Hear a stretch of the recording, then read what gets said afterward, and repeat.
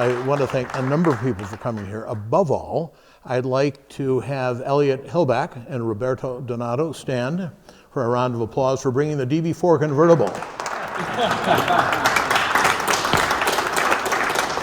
My co-star this evening, an extraordinary specimen of the DB4, of any of the several models of DB4, and this is the New York show car in 1963, which is why it has distinctive finishes under the bonnet, which I'll touch on in a moment. The story to discuss tonight is how this tiny car company in England created a brand new model in the late 1950s, and I may as well start with the apocryphal story, not apocryphal story. David Brown was approached by Henry Ford, who wanted to buy a sports car company to sort of get a head start in sports car racing. And Henry Hank the Deuce said, "Can I buy your company?" And David Brown, short little Yorkshireman, I mean, he makes me look gigantic, said, "No, absolutely not." Well, then he read in the Financial Times a year or so later what he had offered to buy Ferrari, and David Brown said, "Bloody hell, I didn't think he'd pay that much." And then, of course, you know the story of Ford versus Ferrari, which is a great story. And that's part of the rivalry and the history of the DB4 model. When post-war England started building cars again, David Brown cobbled together a car company buying the assets of Aston Martin and the assets of Lagonda. His genius in buying Lagonda was that he got the, at the time, fairly advanced twin-cam engine that a fellow named W.O. Bentley had designed with Willie Watkins for the pre-war Lagonda. And that twin-cam six-cylinder engine propelled Aston Martin from the early 50s, from the DB2 model on through the DB4 Mark III, which was built through 1958. And anyway, going into the narrative, the DB4 prototype was designed in-house by a wonderful fellow named Frank Feely. And the British masters of Aston Martin said, "Well, it looks nice, but it looks pretty dull." In fact, it was dubbed by the Aston Martin staff as the Wall's ice cream van. It had all the excitement of an ice cream dispenser. And so they went to Carrozzeria Touring in Italy, and we have several distinguished Italians in the audience, thank you. The folks at Touring, once they got the dimensions down to pencil this design. And of course they used the Rowe or the golden rule factor, that once they knew the wheelbase, then they could start figuring out what the envelope looked like. Now a little bit of side background, those are Maserati fans in the audience? The Maserati 3500 was also designed by Touring, so you'll see some common design language between the two models, and it's quite interesting. But it was an all-new car for Aston Martin to be developing in the late 50s, and so they had a new chassis, new engine, and of course the new body. And so when they did the testing, the test mule is what they dubbed the armored car. And you could tell this one really needs Italian styling.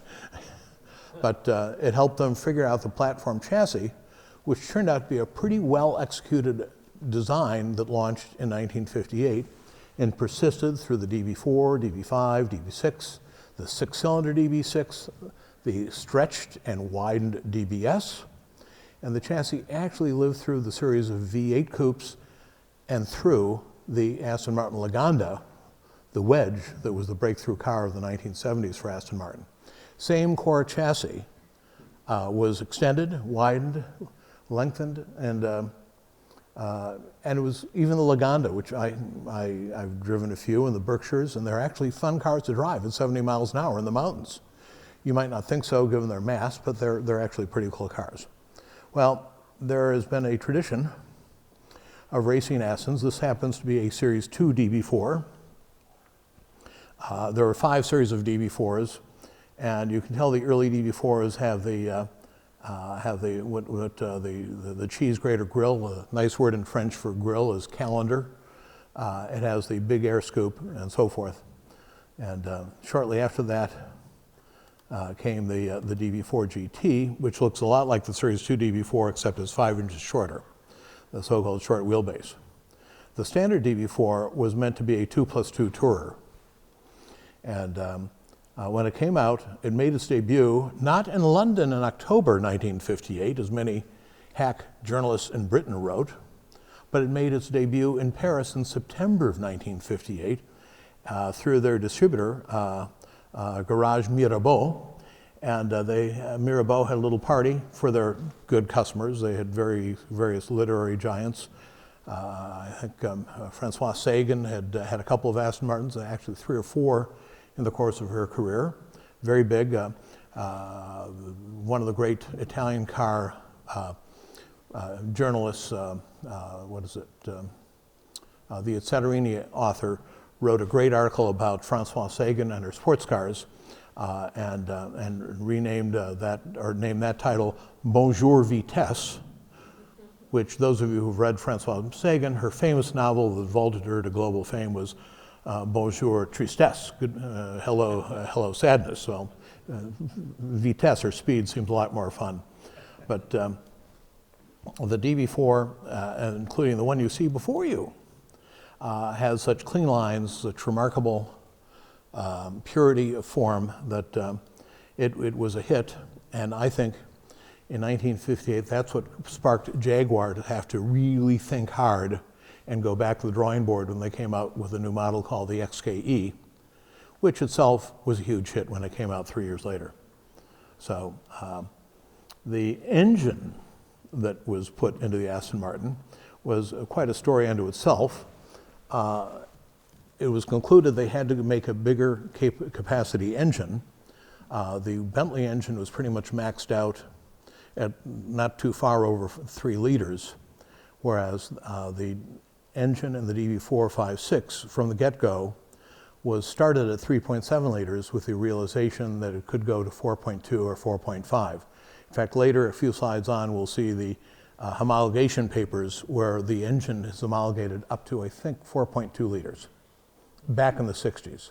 So, and what you see here is Elliott's engine, the Elliott Hillback engine and the DB4 convertible here, which is an unusual show finish. It has polished cam covers, it has chrome-plated accelerator linkages, and black SU pots, and it's just a gorgeous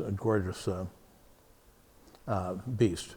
The funny story, when I met Elliott early on, I said, "Gee, Elliott, I don't think that's the correct finish. I think those cam covers are supposed to be painted." He said, "Nick, do you know the history of the car?" I said, "Oh."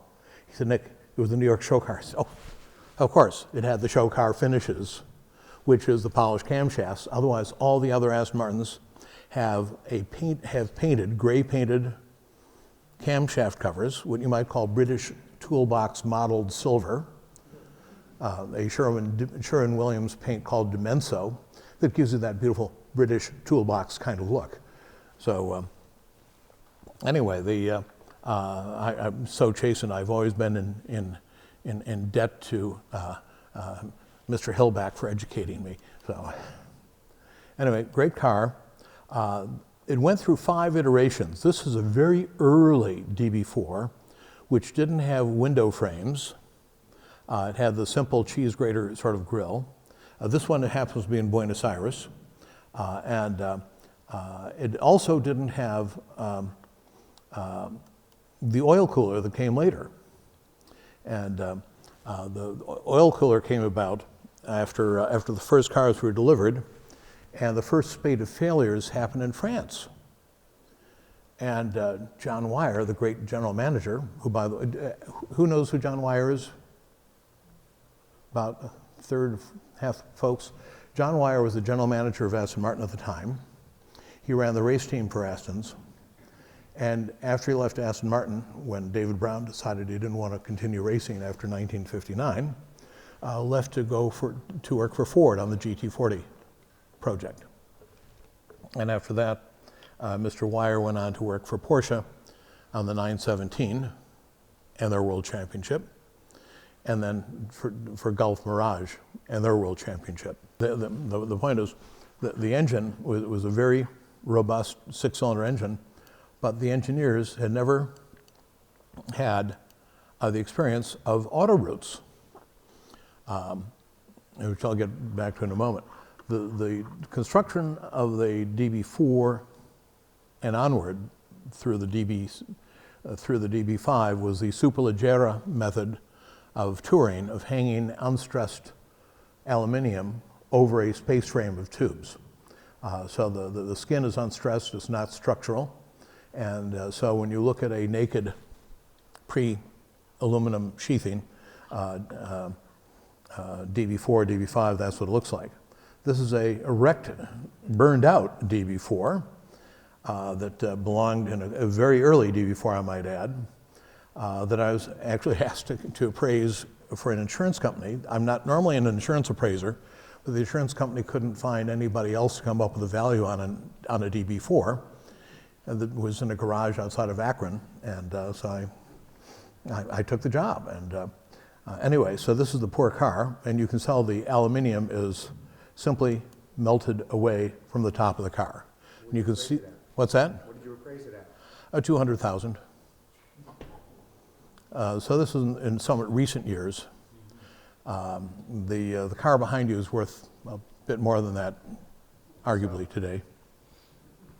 But and they were glad for a valuation that referenced recent auction prices and other sales. So anyway, so the DB4 was a great breakthrough car, and if that weren't enough, the Zagato folks got to talking to the Aston Martin folks and came up with the DB4 GT Zagato. And it was thought to be a clever way to extend the franchise with a slightly lighter body. And that's part of the whole tradition of Aston Martin heritage parts of keeping these things alive through the factory. The DB4, DB5 convertibles are relatively rare. They're actually more rare than the DB4 GT.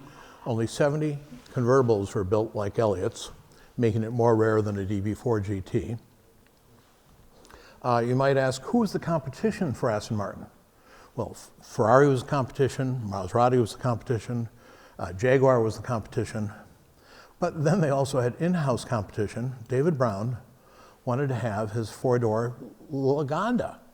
So this tiny company, stretched for resources, was trying to make a four-door car as well as a short wheelbase car. The upshot is that the fact that Aston Martin got these different models out is no small miracle. This car was in Boston a few years ago.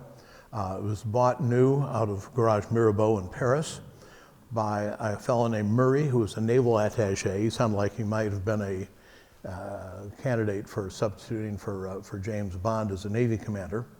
But this is an unusual Zagato, and that it had twin magnetos instead of distributors, and just an absolutely gorgeous car. And you'll notice numbers on that.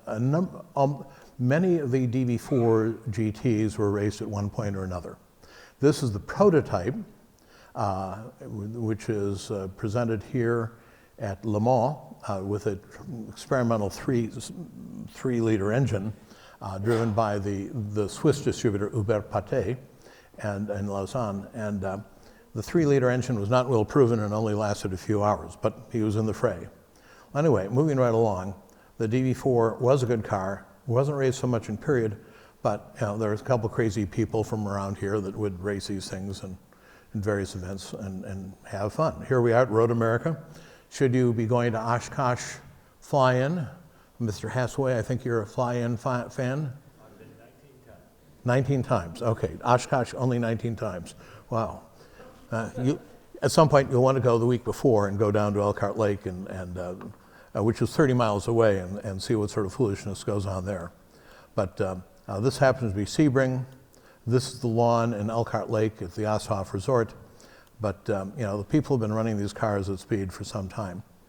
The Zagatos proved very potent, and in a very interesting interview that Griff Borgeson had in Automobile Quarterly,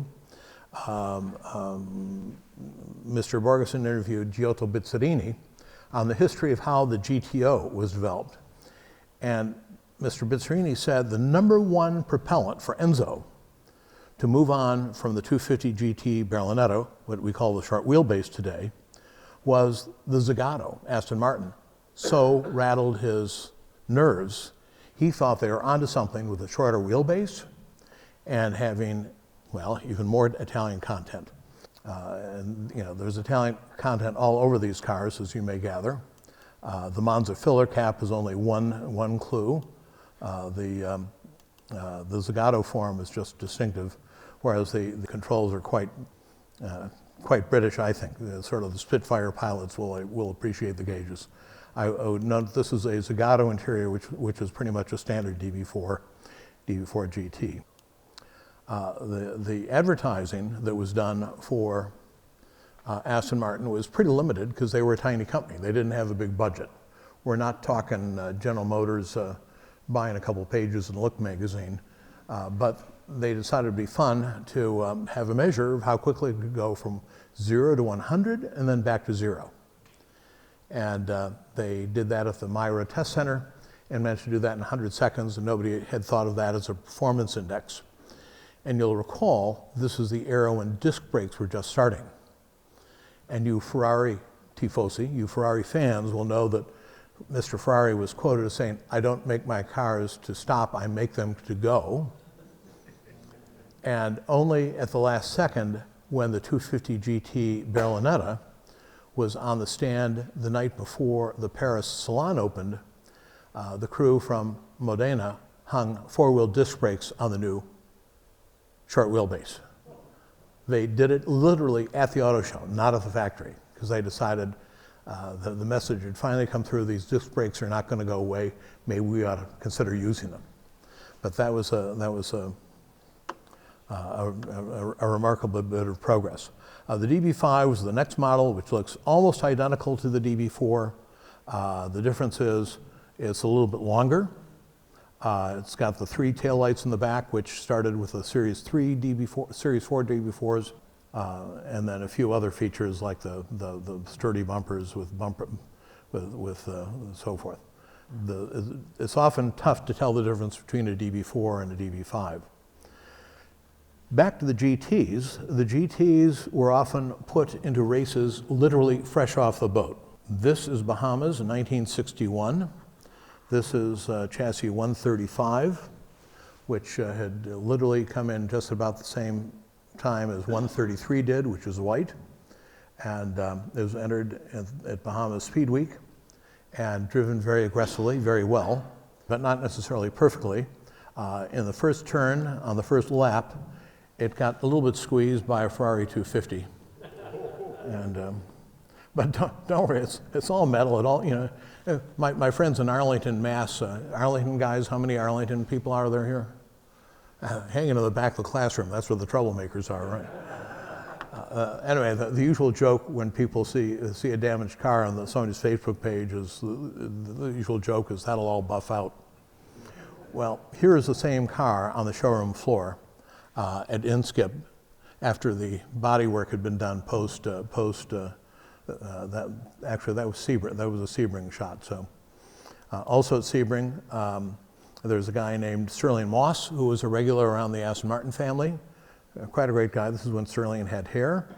And next to him is one of the greatest guys in Aston Martin history, period, in the world, Rex J. Woodgate, who became president of Aston Martin America from the 60s through the late 70s. And that's Rex J. Woodgate, who kept a lot of people running. And he also kept a lot of Chevy engines out of Aston Martins, I might add. This is a young Rex next to the same number 135 DB4 GT that had that beautiful rash on it from arguing with the Ferrari. But Rex was the kind of guy that would keep his cars running, the Aston Martins running, and then help other people. And in 1959, normally the New York Times would award the Mechanics Award to a IndyCar mechanic, but for that year gave it to Rex Woodgate because he had been such an extraordinary presence on the sports car racing circuit. So as they went through the various venues from Le Mans, The next place is one of the most sacred places in Aston lore. Outside of Le Mans, in a nearby village, is the Hotel de France, which is where John Wyer said, I'm going to put my crew up in a rural town where they're not going to have the big plaza celebrations and parties to have them get into trouble. And so this is the Hotel de France, which is sort of a pilgrimage, should you be in the Sarthe and doing the rounds of important places around Le Mans. And that very classic moments of racing. And I would submit that for the British, Le Mans, or Le Mans, is to Europe what the Indy 500 is as a touchstone event, the big event, the big show. And so if you win on Le Mans, you can sell cars on Monday. So back to how these cars are made. This is a DB4 convertible that had been brought in from England, belonged to a woman, a sportscaster in Chicago for many years, and it was unusual in that it had a hardtop. And not only a hardtop, but a hardtop with a Webasto sunroof. So if you were a little bit ambivalent when you wanted your sunshine, well, here's your solution. Get a hardtop with a sunroof. So anyway, great car. Unfortunately, it did not come to Boston, but I have yet to see another DB4 sunroof. Anyway, I mentioned the Paris debut in September of '58. That was a seminal moment for Aston Martin. And the reason France was especially important in developing the car was their motorways were more active than Britain's were at the time. And the reason this was important is that in the spring of '58, '59, there was a spate of engine failures in France. And John Wyer sent the engine designer, Tad Merrick, over to France to investigate. And after a few days, engineer Merrick calls back, long distance in those days, very expensive. He says, I found a common problem. And Wyer said, oh great, what's the common problem? He said, they all happen on Good Friday. What? Well, Good Friday is the start of Holy Week vacations. And there was a gentleman's informal contest to see who could get from Paris to the coast first, whether they were with their nieces or whoever, that there was an informal race, if you will, from Paris to the coast. And in the old pre-motorway days, you scream along on a straightaway for 3 or 4 miles, then you'd come to a roundabout, slow down, change to the gears, the engine would cool down, then you'd speed up again, and come to another roundabout, slow down, the engine would cool, etc. Well, with the motorways, you could just go 110 miles an hour all the time.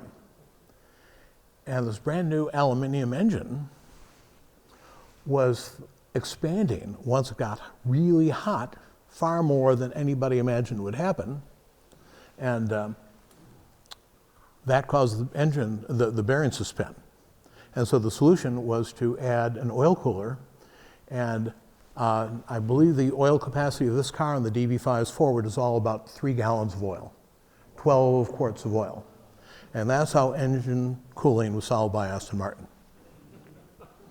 Now, in the midst of the 60s, we also had fun stuff going on, like novels and writers and things becoming movies.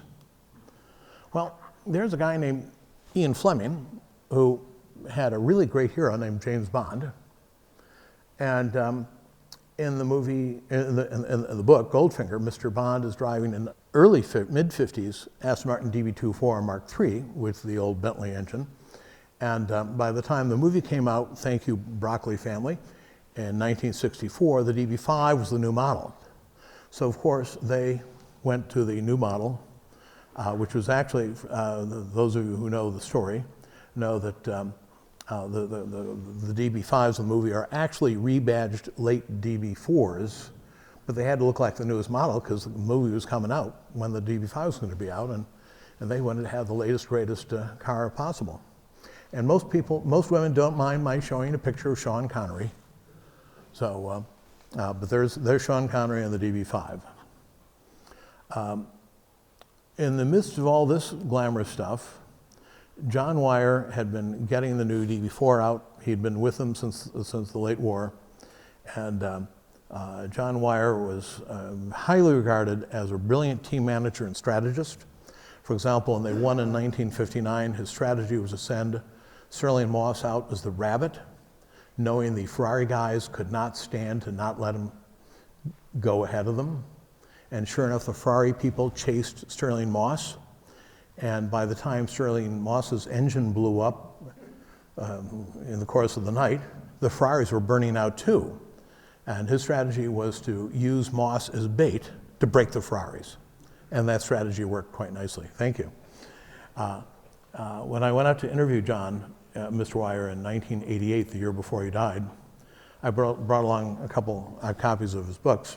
And one he had published in '56 called Motor Racing Management. And he inscribed it to me with the message, Nick, I wrote this when I thought I knew something about the subject. And his point was, after 1956, he had learned so much more about race strategy and team management that he then applied to the Ford GT40 program, that he applied to the Porsche 917 program, that he applied to the Gulf Mirage program. But in the midst of all this racing, some of these cars ended up going on the track. And here's the cover of Sports Car Graphic from, I think, 1961. And the red DB4GT in the background was road tested and found to be a little bit soft in the rear suspension, a little bit cornering like the Queen Mary in a gale. And when you see Aston Martins in the rare times that they're racing these days, we have figured out how to solve these problems. And when Wired homologated these cars with the FIA, he homologated them not only with the horrible lever shocks. Anybody love lever shocks here? Is there a fan of lever shocks? He also homologated them with telescopic shocks, which make for a much stiffer ride. In the course of evolving the DB4 GT, that engine actually started as an experimental engine before the DB4 came out in the DBR2 race car, the sports racer. And the race shop juiced it up with twin plug ignition, dual coils, dual distributors, a higher compression ratio, more aggressive cam grind. And that was a great engine. Very similar to the engine in this DB4, just a little bit more aggressive. And when you're trying to defeat the forces of darkness of Joseph Lucas, 2 spark plugs is better than 1. When the GT made its first public appearance on Bank Holiday in a sports car race, although you can quibble, I think Sheldon Steele has a beautiful Jaguar Mark II, and he might say, is it really fair to race a 4-door Jaguar Mark II against a 2-door Aston Martin? I can't speak to that.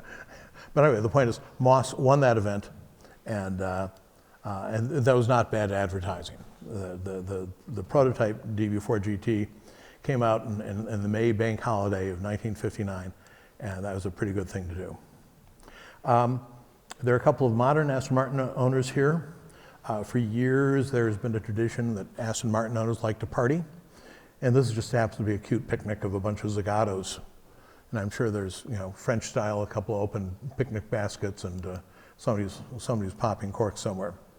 A number of the DB4 GT Zagatos were run at events, and there's a lot of history there. I may or may not have mentioned that I wrote a book. There's an example here, 544 pages of more than you can possibly want to know about the subject. So as the 60s were moving on, in the early 60s, 62, 63, 62, 63, the race department came up with a couple of specials. Here's Graham Hill with the next evolution of a different take on the DB4 GT, the DP212, a little bit more aerodynamic and a little bit more aggressive engine, the same core engine. And by the time the 60s went through, they had developed the DP214, which was still badged as a DB4 GT, and they made 2 of those. Only one exists today.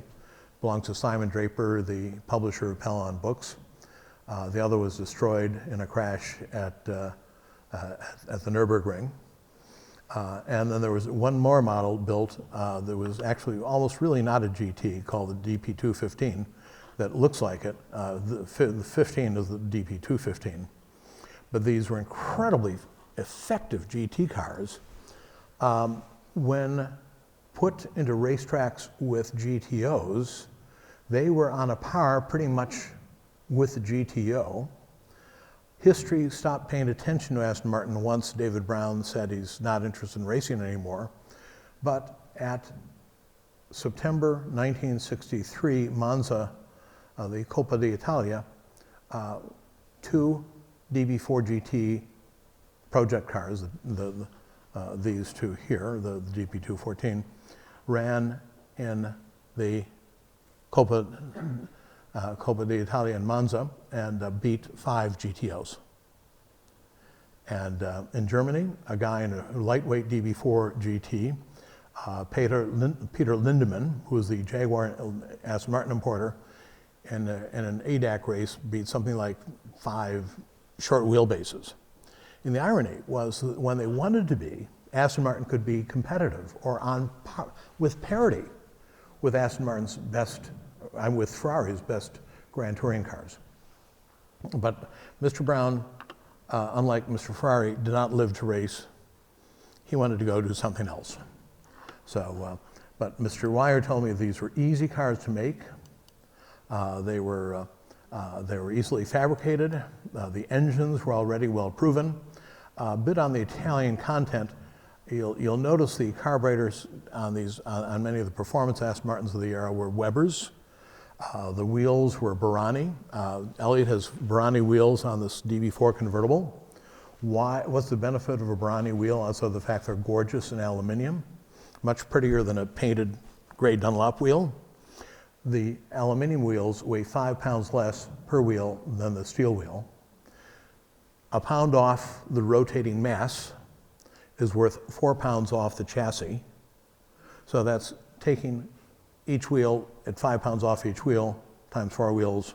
So that's taking 80 pounds off the mass of the vehicle for braking, accelerating, cornering. And the Baranis were a premium option on Aston Martin since the 50s. Very cool choice. They were pioneers with disc brakes. At one point, Girling tried to tell Aston Martin they couldn't have 4-wheel disc brakes, that they could only have disc brakes on the front, that they're supply constrained. And Mr. Wire said, we can't have anything less than Jaguar. Either you give us 4-wheel disc brakes or we're going to go to somebody else, and they ended up giving them 4-wheel disc brakes. And since then, braking has been one of the extraordinary qualities of Aston Martins to this day. The chassis was relatively light as well as robust. Here you can see the holes in the chassis for lightning, which was one way to have the strength of steel without all the mass and so forth. And if they had been able to keep going and make those cars, like that would have been Henry Ford's solution to creating the Cobra, very bluntly. So great cars and incredibly competent. There's also a tradition of fixing Aston Martins.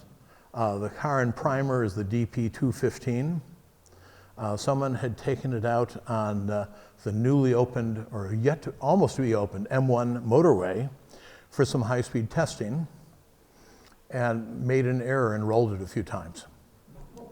And so, of course, Aston Martin said, well, it's a historic car, we're going to fix it. You'd see occasionally reports that a certain car was written off, and almost none of the DB4 GTs were really written off. 2 have been certifiably rebuilt, written off, do have been destroyed.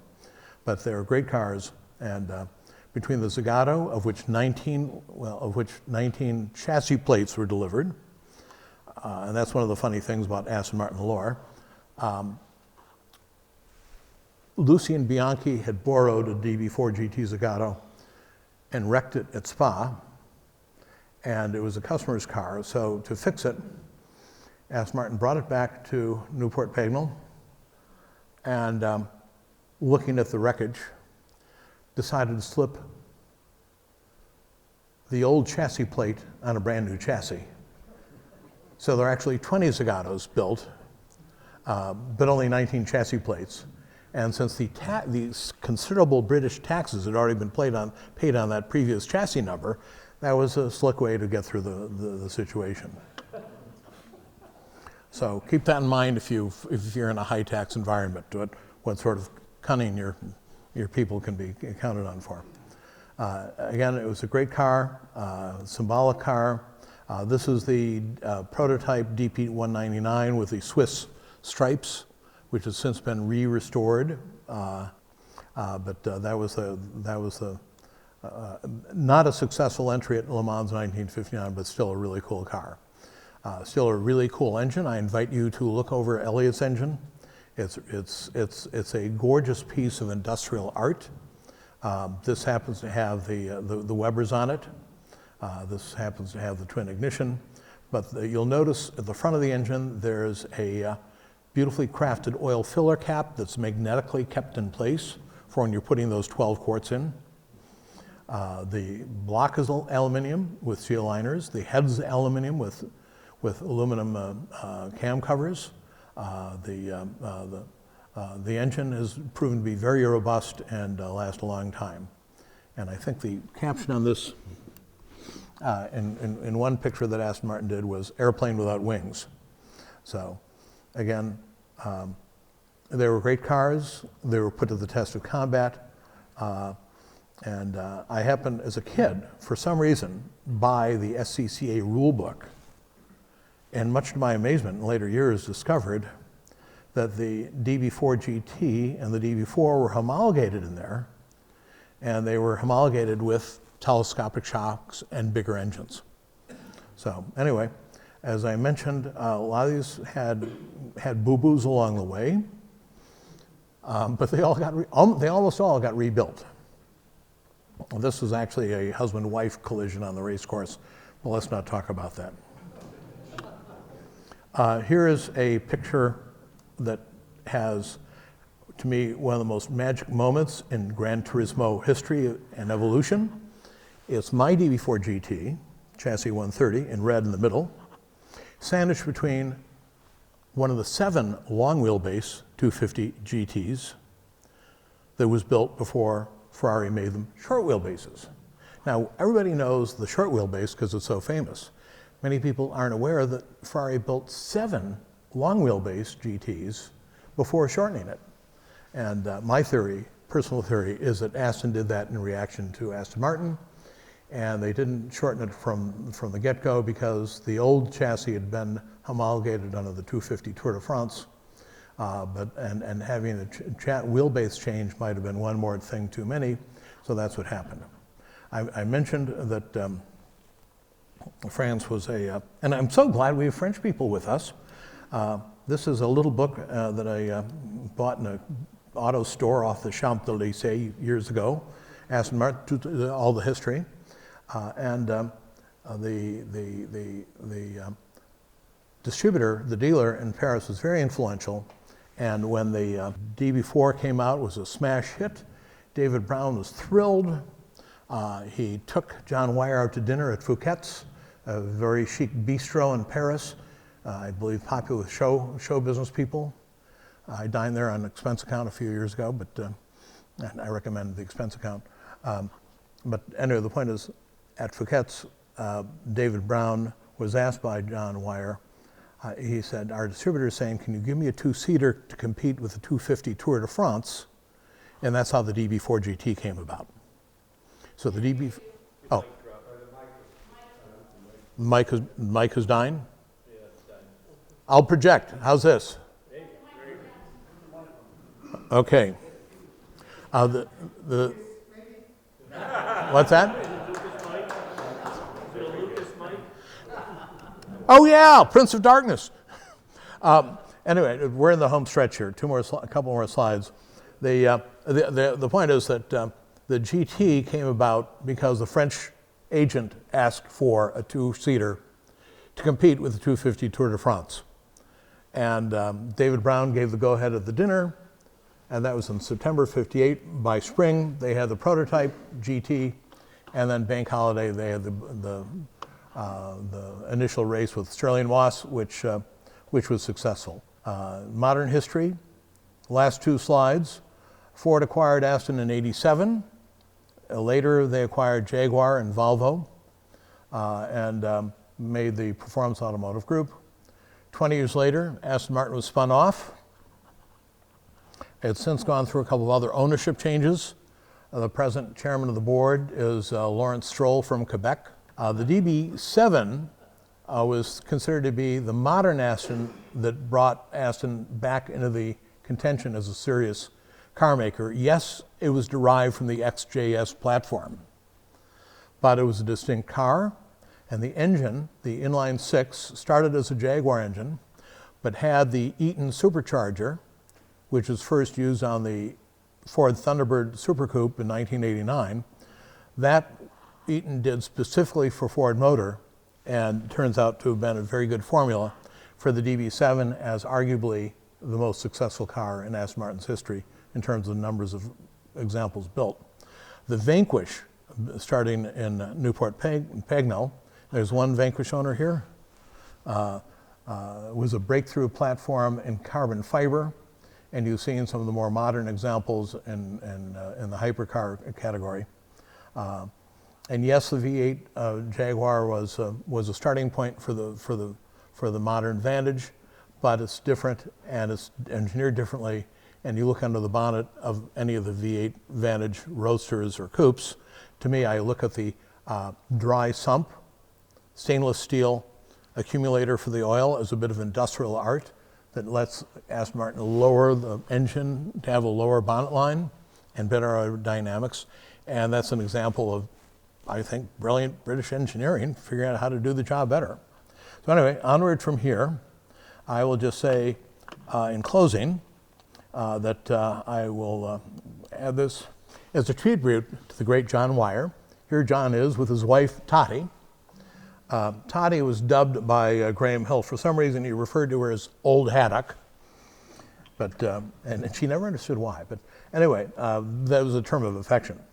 But when I went out to interview him in '88, when he was out of the room, his wife quietly turned to me and she said, "You know what I'm proudest of John for?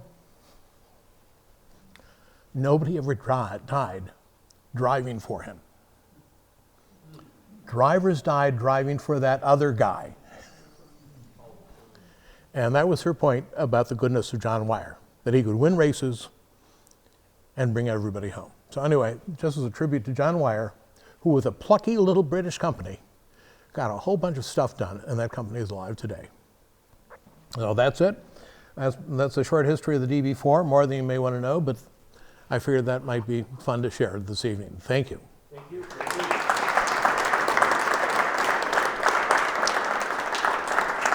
Are there questions?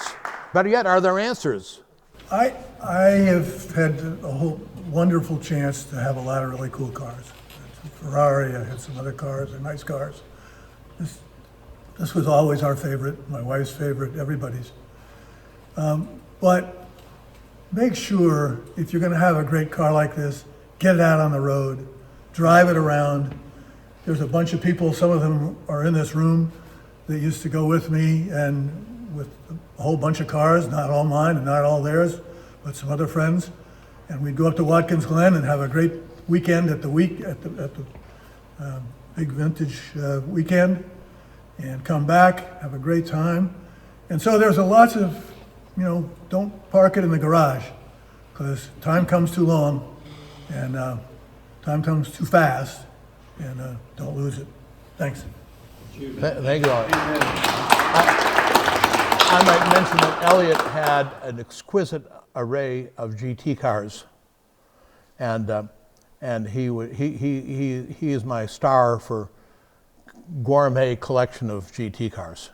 So, without going on that, anyway, the story about the other convertible was our friend Dr. Tom wanted to know why he couldn't sell his car for as much as the Peter Ustinov DB4 convertible went. And I said, very simply, Tom, because Peter Ustinov's tush was not in your seat. There is a bit of a provenance thing. So whether it's Mick Jagger with his DB6 or Princess Di leaving cheek marks on the DB6 convertible, it's, that's where the funny phrase provenance comes in. Two questions. Did they ever do a DB4GT convertible? And I know you did a book about the GT. How many cars did you not find? Excellent question. Though there was never a DB4 GT convertible done, at least none that the factory did, somebody in France did a sort of quasi-Zagato, fake Zagato special roadster out of a DB4, which was kind of an interesting looking car, except it's not a real car. It wasn't a factory car. It was, Francois's idea of a cool car to make in his barn. And then to accounting for the 101 Aston Martin DB4 GTs built, which is made up of 75 standard DB4 GTs with some subsets in that, 19 Zagatos, nominally, with those serial numbers, and then 5 prototypes or race cars. There were 101 GTs. Of the cars that were built, now I thought one turned out to be no longer existing. And it turns out there's another one that the chassis number, after it was trashed, after it was destroyed, was recycled. On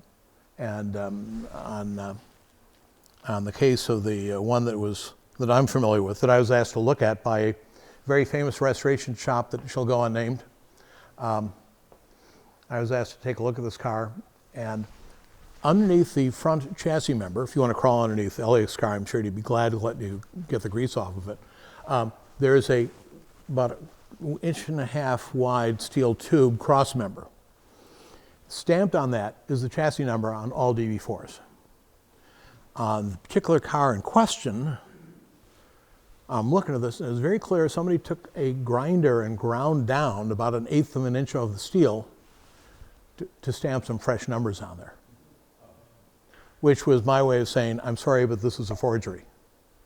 So it's not often you get to do forensic mechanics work, but when you're looking at a car that's worth maybe $1 million, and it's being passed off as a car that's worth $2.5 million, that $1.5 million constitutes, I don't know, what's the word for it?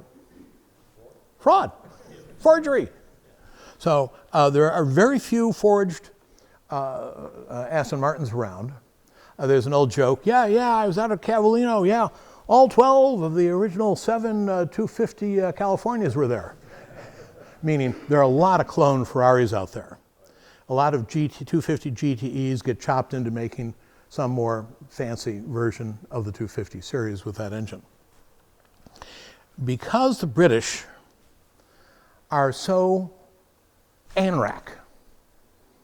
ANRAC means geek, means train spotter, means they fuss over what's the chassis number. And people track that. Oh, yes, I just saw, oh, that's 1083, stroke L right there. Because people obsess over that stuff, people don't get away with fake Aston Martins very easily.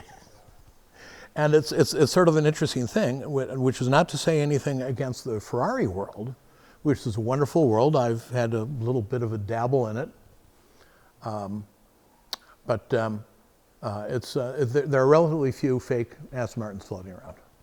So whereas you look at the world of Shelby Cobras, and unfortunately it's a question of, is that real? Or is that a, Force 5 from Cape Cod or whatever that is? And there are a lot of fake Cobras out there. And, but there's nothing like a real one. So anyway, other questions? Sir, Mr. Diamond. You mentioned, what were there, 5 series of DB4s, is that right? Yes.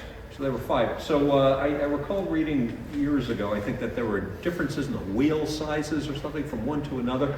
Never understand what the rationale for that was. Maybe you could explain that. And I'm just curious what some of the other differences were from 1 to 5.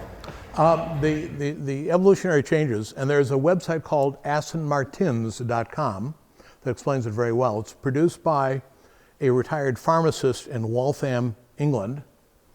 You know where Waltham is, obviously, because you're here. Well, this is Waltham, England, and the website is astonmartins.com, and that website explains very clearly what those 5 categories are. And interestingly, it was one of our California members 50 years ago who said, we need some nomenclature to understand what series Aston Martin is. So a guy in California came up with Series 1, Series 2, Series 3. And so the differences are the first DB4s were on 16-inch wheels, the last ones were on 15-inch wheels.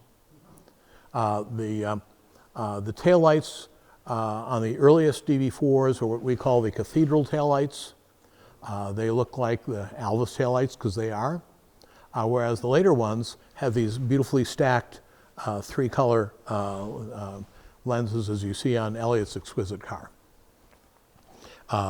And the other improvements included things such as improving the oil ducts, adding the oil cooler, adding more ducts to cool the engine, and then a few other subtle changes, like length. The car grew a couple inches over the years.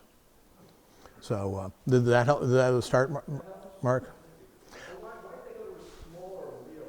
Why did they go from 16 to 15 inch? Radial tires were not on the horizon yet, and wire wheels were the hot setup for brake cooling until people started getting G-forces that said wire wheels are at the end of their tether.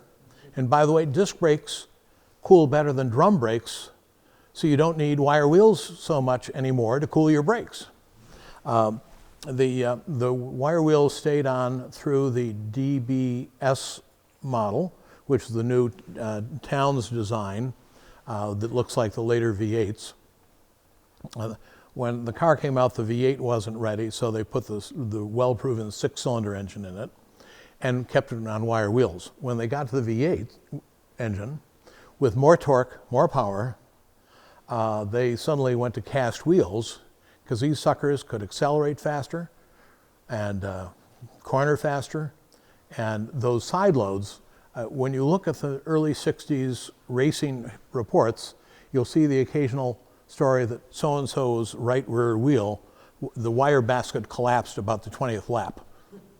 That literally the wire wheels would stress brake, especially on a brutal track like Sebring, which is just rough concrete and divider strips. I drove my DB4 there on my one and only run at Sebring. I said, man, this is brutal. And sure enough, by the end of the race weekend, my tires were toast. The same thing, the fatigue on wheels is significant. But if that helps address that, Mark, it was just an evolution in car design, just as cars then went from the radial tires were a great improvement, so that even the best Dunlop racing tire was not as good as Michelin XWX for cornering, road holding, braking.